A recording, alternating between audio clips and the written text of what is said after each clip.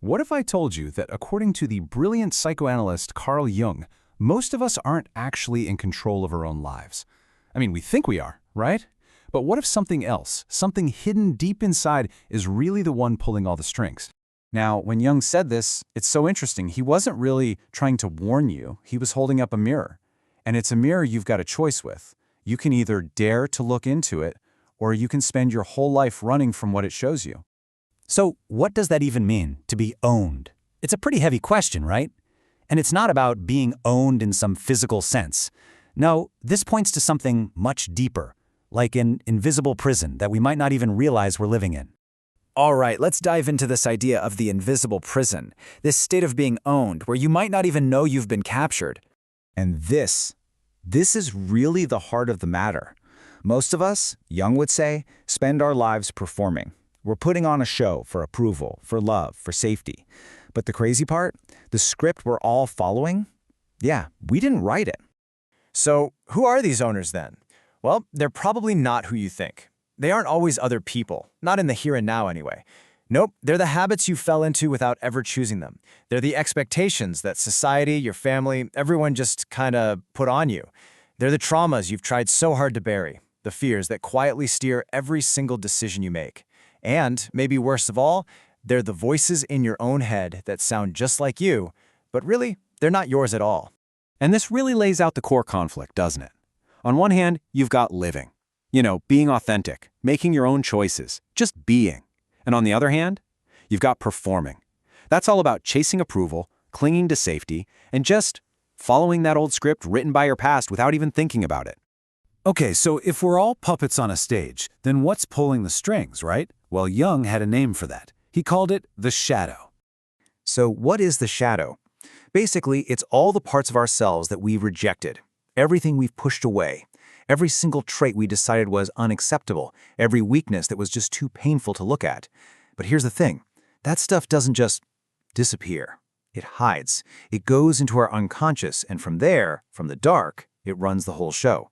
It's making your decisions, picking your partners, controlling your reactions, all without you even knowing it's there. And what kind of stuff lives down there in the shadow? Well, it's all the things we hate to admit about ourselves, right? Our deepest insecurities, that hair-trigger temper or reactivity, all the parts of us that feel, broken. It's the storage unit for our shame, our neediness. And until we face these things, these are the parts that are always going to be pulling the strings. And this quote, man, it just nails it. This is exactly why so few of us ever really break free. Because facing the shadow, actually looking in that mirror Jung was talking about, it's terrifying. So what do? We get busier. We turn up the noise. We find more distractions. We'll do literally anything to avoid facing what's really driving us. But there is a way out. I've got to be honest, though, it's not easy. And it's definitely not a passive thing where you just wait for it to happen. No, this is active, and sometimes it's brutal work. It's the work of reclaiming who you were always meant to be. See, you don't just wake up one day and find yourself free. It doesn't work like that. Freedom is something you have to earn back. And that means going back and reclaiming every single opinion you swallowed just to keep the peace, every emotion you pushed down, every truth about yourself you denied so you could fit in.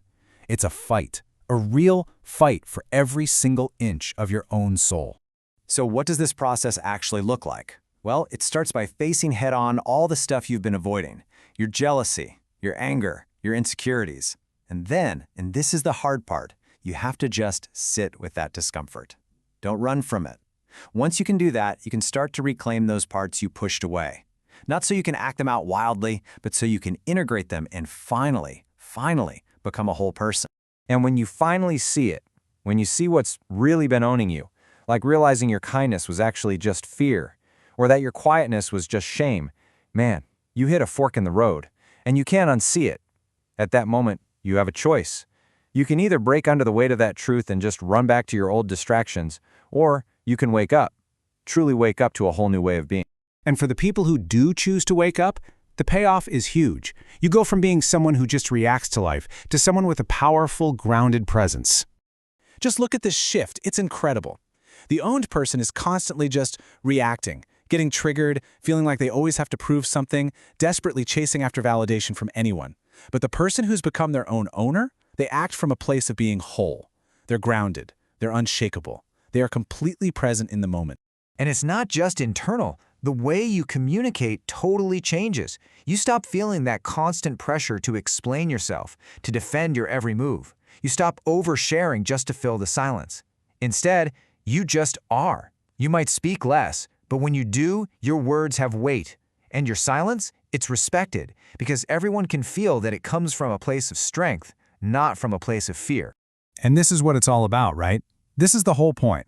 You finally cut the strings. You stop being a puppet just jerking around based on your past or what other people expect of you. And you finally pick up the pen and you start writing your own script. So, after all that, the mirror turns back around. It's pointing right at you. Because the choice, well, it's always been yours to make. I mean, Jung just summed up the entire journey perfectly with this quote. As long as you're looking outside of yourself for the answers, for validation, for someone to blame, you're going to stay asleep, just dreaming. You'll just be a character in someone else's play. But the second you get the courage to look inside, that's when you awaken. So the final question is for you. Are you going to keep performing day in and day out for little scraps of approval from an audience that doesn't even really matter? Or are you going to start the real work, the hard work of possessing yourself, fully, honestly, and without a single apology? The choice is yours. The war for your own soul is waiting.